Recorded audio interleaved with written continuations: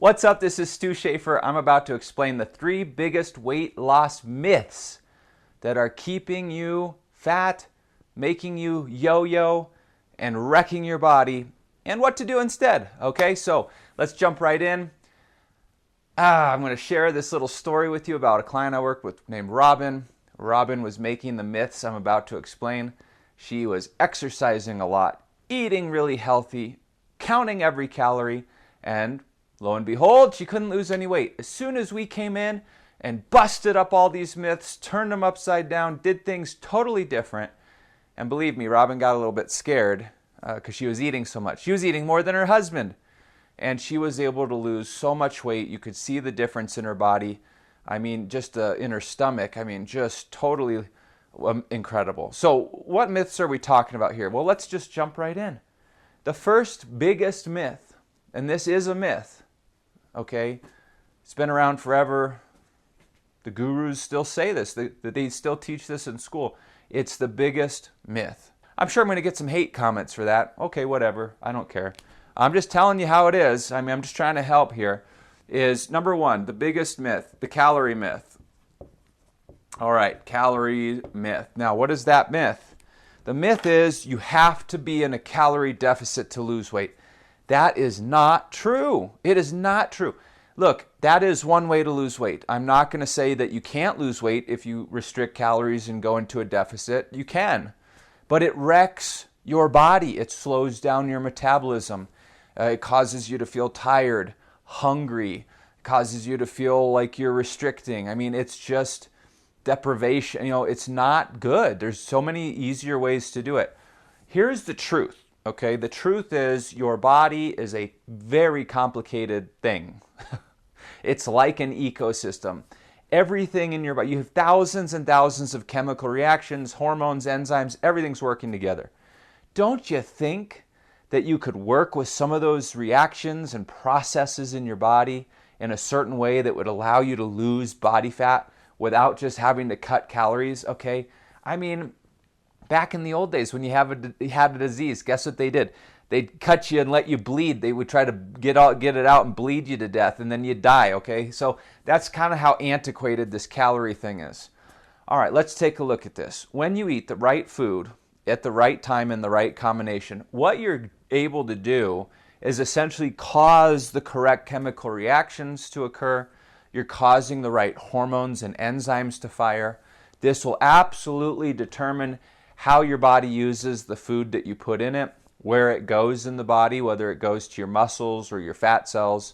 It'll impact your metabolism. It'll impact your thyroid. It'll impact your blood sugar and insulin and cholesterol, all sorts of things. And so it's way more than just calories, and that is the biggest myth. So what people are doing out there is they'll go online, they'll go to some calculator, and they'll type in a bunch of things, and it'll say, this is how many calories you need, and then how much weight loss do you want, and then they'll usually cut it by somewhere between 300 and 500 calories, okay? And initially that might work, or if you're young, if you're in your 20s or 30s, that will probably work, but you're slowly wrecking your body. You're going to cause something called RMS. That stands for Repressed Metabolic Syndrome. Now, that's a fancy Yale term. All that means is pretty soon your body won't be able to burn fat very well, but it'll store it really easily. So over the years, these folks reduce calories, they'll lose weight, then they'll find out they hit a plateau, they'll have to reduce calories a little bit more and a little bit more and a little bit more. Then they eat normal, then they gain the weight back, then they try to lose it again, only this time it's a lot harder, and they're eating very, very few calories just to maintain their weight. And if they eat anything weird, oh, look at that, I looked at this piece of bread. Oh, I smelled a donut. It smells so... I'm up a pound! Okay, and they'll gain all this weight so easily like this. This is what's going on here. This is why you should not focus on calories. Instead, you need to understand how to eat the right food at the right time in the right combination to cause the correct chemical reactions. Now, I went over a video specifically talking about certain key enzymes that'll either cause your body to store fat or burn fat. I'm going to splash that video up right here. You can watch that, and it explains the science behind what are these enzymes, how does it work, so you can start getting an idea and stop falling for this myth. All right. Myth number 2. carbs. It's the old carb myth. Carbs are bad. They cause you to get fat. That's not true. Now, we went over in a couple videos ago different types of foods. Okay, you got proteins, carbs, and fats. Okay, now listen to this. Each of these foods has a fat burning effect. It's called the thermogenic effect of food. Protein has the highest. Okay, let's just say that's why it gets all the positive publicity. Everyone loves protein, okay? And now people are just eating only protein, and that's not good either. Your body's not designed to do that.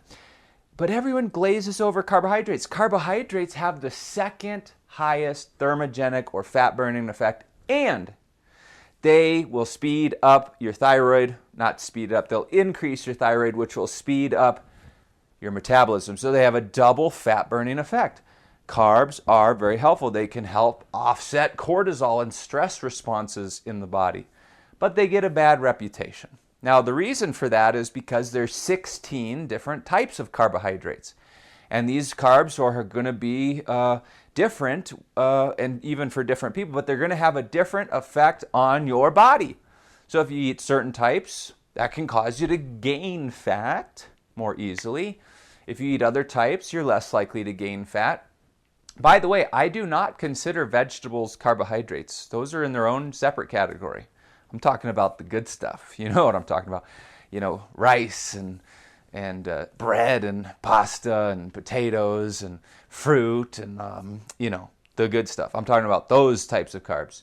So when you use carbs correctly, they will actually help you burn fat. They'll actually increase your metabolism.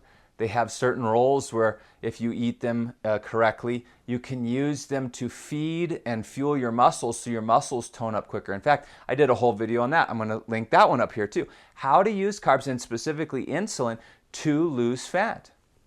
That's key. So you want carbs. You should never do a diet without carbs. You do a diet without carbs, your T3 levels are going to go down because certain organs in the body are responsible for converting your thyroid hormone T4, which your body really doesn't use, by the way, into thyroid hormone T3. The T3. Now, this is what cranks up your metabolism, gives you lots of energy, etc., etc. The organs that do that conversion need glucose to do that. They need carbs. And if they're not getting enough, your T3 is going to go down, your thyroid's going to go down, you're not going to be able to burn fat, you're not going to have much energy. Bad situation. So, low carb, bad carbs, that's myth number 2. Now, what people say is, there's essential amino acids and there's essential fatty acids. These are things you have to get with food. Oh, but there's no essential carbs. So what does that mean? It means you have to eat protein and fats, but you don't need carbs. Oh, and then they go, enough said. Okay, what do you mean enough said? So what they're saying is, you can live without carbs, but that doesn't mean you're going to be optimized or feel really good without carbs. You might not need them to survive. I mean, you might be on your deathbed and you're like, okay, I guess I don't need carbs. But to thrive, to optimize your fat burning, to crank up your thyroid, carbs will absolutely help you burn fat and do that. Okay, now the last myth is the exercise myth. Exercise. All right, now what this myth is you've got to do a lot of exercise to lose weight. Or this high intensity interval training. Got to do the HIIT. That's what gets you to lose weight. Couldn't be further from the truth. None of my clients do more than about 30 minutes of exercise per day. Hey, Robin didn't do more than 30 minutes a day. Actually, she kept... Funny story, Robin kept asking me to do more. What had happened was she actually started doing an hour a day, and that caused her to stop losing weight. And I said, Robin, I didn't tell you to do an hour a day. What are you doing? She goes, I just like it. I just feel like I'm not doing enough if I'm only doing 30 minutes. And I said, stop. Just do what I tell you to do. Go back to 30 minutes. I mean, she was about to have a heart attack. She said, I can't, 30 minutes. Oh, what do you... Oh. And she lost all the weight. Well, then she comes back. She goes, hey, can I go back to an hour a day? I said, Robin, what are you, crazy? What are you, a glutton for punishment?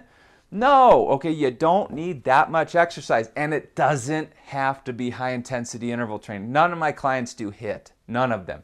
None of them. They're doing gentle, easy. Can you walk to the mailbox? If you can walk to your mailbox, that's the only kind of exercise you need.